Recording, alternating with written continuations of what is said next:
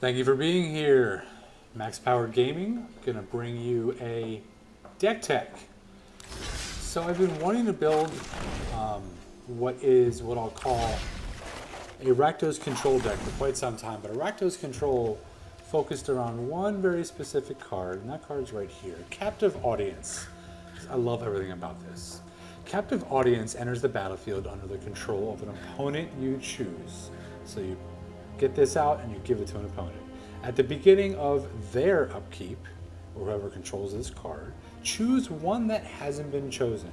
Your life becomes 4, you discard your hand, or each opponent creates 5 2/2 black zombie creature tokens. So this is what happens. You're giving them a hard time and hopefully maintaining some sort of a advantage throughout the game, and turn 7 hits, and bam, Captive Audience.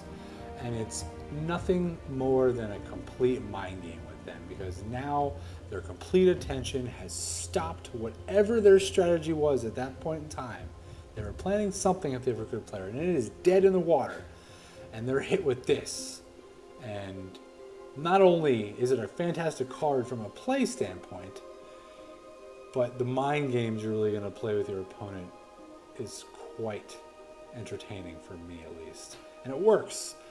I've messed around with these cards a little bit. I've just gone 5-0 in non-ranked play, but good enough to bring it here to go over my thought process before we start playing some more and tweaking.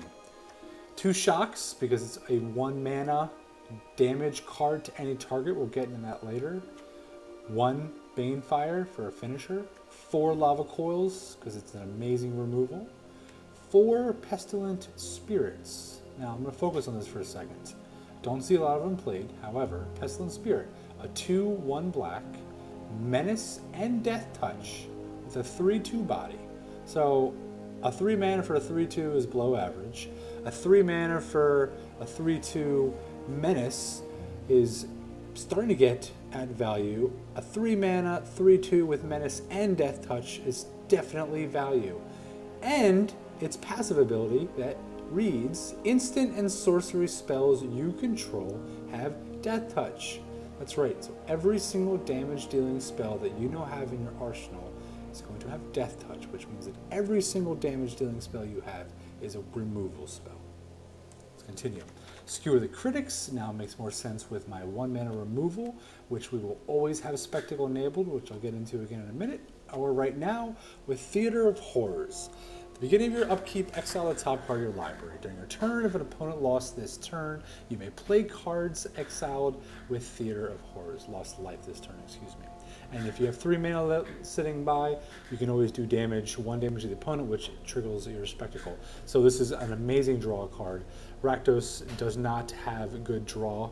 There's a couple combat tricks, a couple creatures that can give him some draw, but no consistent other than those 1 mana cards.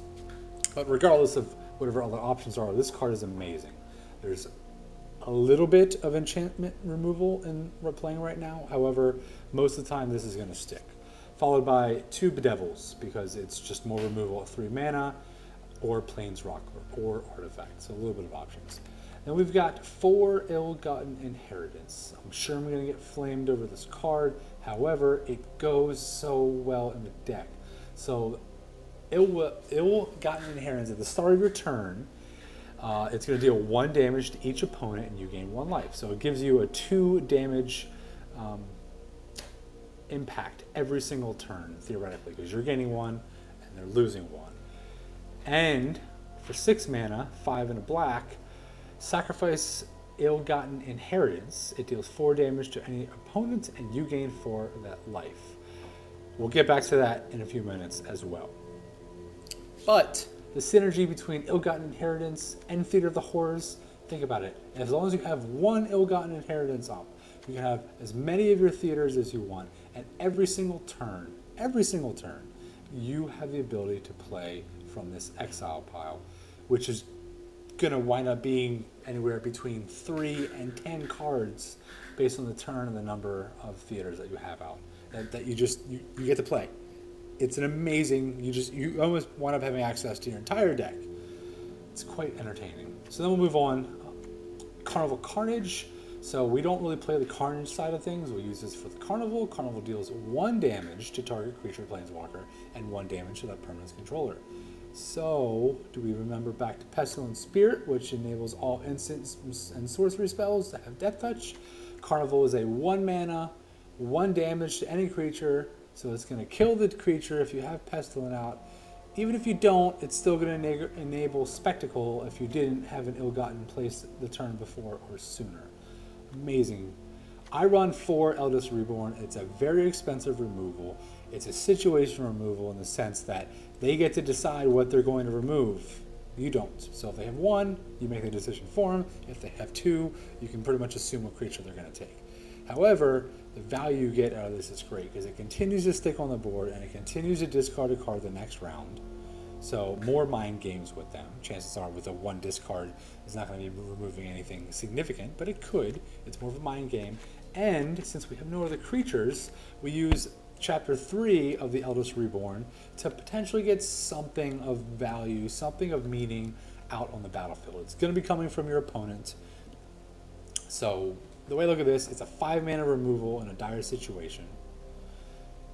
The bonus of a card discard isn't impactful in this deck, but getting a creature out that could get you longer stay to get to turn 7 is useful. And I run 1 of Angrath, the Flame Chain. The discard is fantastic. Losing 2 life gets you further to your goal, although it's not that big of a deal, which I'll get to it. And the ultimate, which you'll never get around to since you don't really have anything to defend him, he just kind of goes bye-bye. So I really just use him for 1 to 2 turns of the discard and 2 life, and or 1 quick ability to grab something from the battlefield. But we're back to Captive Audience again. So again, Ill-Gotten does 4 damage, Captive gets you to 4 damage. There's synergy there. It's a lot of fun. Let's play a game.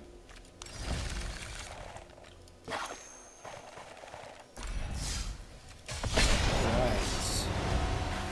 Here we go. It's a fun deck. It is slow. However, I did beat one of the previous games I just played was a red burn. So a slow control that can manage red burn pretty well. Opening hand, 2 swamps and a mountain. It's decent enough from that standpoint. 3 lands and a control. Your 4 is not bad. We've got a Pestilent Spirit to enable our Carnival Carnage, which we have in our hand, so it's a turn 4 removal if we need to get to that point. We've got a turn 5 removal with our Eldest Reborn, and we've got a bonus Skewer, which we could do as a removal on another turn in combination or by itself. So we're going to keep it. We're going to keep it. Let's see what we're playing against here.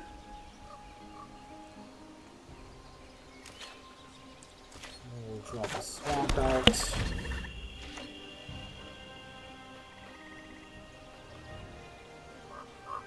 This deck is enjoyable. I've said that before. I've got a crown my face. Just. Alright, so we picked up our Captive Audience earlier than I would like, because it's a dead card for another 5 turns, but it's okay. I don't want to give away the red yet. You can do anything to give you an advantage in this game. Why not take it? So now we'll play Reset 3. Since we have nothing else to do, we'll pop out our Pestilent Spirit, which gives us, if he sticks a turn and he drops a creature, it gives us a removal with Carnival Carnage without having that mana. We have to draw a mana to stay on curve here.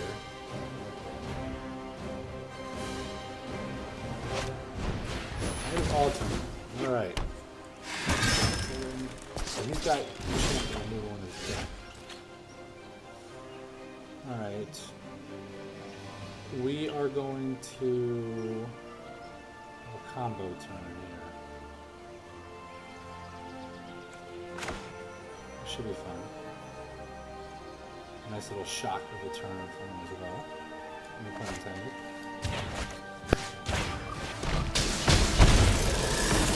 So good. I have no red mana. It could have been another one, but instead we'll just attack for 3. Otherwise, it would have come down to 8. Just that one black as a red.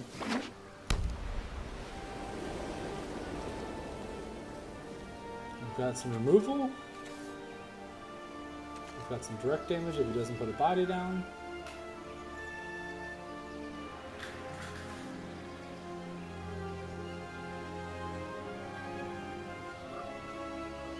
He's contemplating a lot of things right now with 4 mana. He's probably messed his game plan where he had a solid 4-drop that was going to be playing if he had decent advantage. Alright. No big deal because our Lava Coil will deal with that. Alright. So, not a bad first start.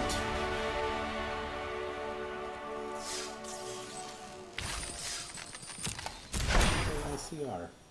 Alright. Speaking of the ICR, I get what Wizard did by reducing the percentage in which a player would receive a rare or even mythic rare out of the card rewards, the random card rewards. And I understand that this is a free game and there has to be a source of income for their development team to continue to support it, other than the whales buying gems. It's always going to exist. People are always going to do that. So I get it. Was it, the question to ask is not that they had to do something, of course they did. The question was it too drastic? Was it too much of a change? Are free-to-play players, we're going to keep this by the way, 3 mana, same Pestilent Spirit last time, a Skewer and some, well, you know, is it discouraging players who had the ability, who now with the reduction in the chance, no longer playing? Oh, I wish I had my Carnival Carnage. It's okay. So, data is going to be able to show that because they obviously have the data on this game and every single constructed event, they'll be able to see the decrease in people who are playing, events, and everything else that's tied to a. Everything else that is tied to the card rewards. So, my thought is we'll come out with an explanation of it, or it will be such a drastic of a change. And their analyst team, so hopefully they have an analyst team, instead of mentioning those trends, events have gone down. X percentage is too low for anybody to do.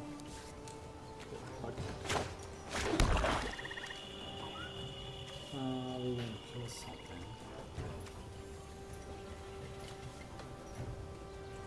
I think our best bet would be to kill.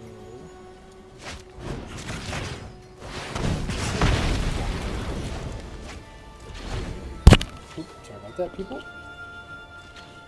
So, the analyst team is going to say it's not going to meet the threshold, and they're going to come out with a message saying, we're sorry, we do too much, here's why, and here's what we're going to do about it.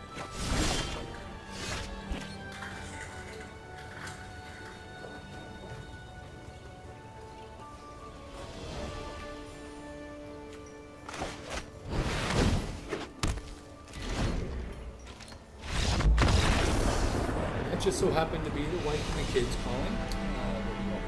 Which I need to assist with. I would have lost that game anyway. I was off to a very slow start, and he had an extremely fast-paced, aggressive deck, which I was taking significant damage from, and he had a board presence and I had none. So I have to go now. Thanks again for joining us this evening. Hope you enjoyed a little bit of the deck. Over here, Raktos Audience. We'll catch you later. Thank you.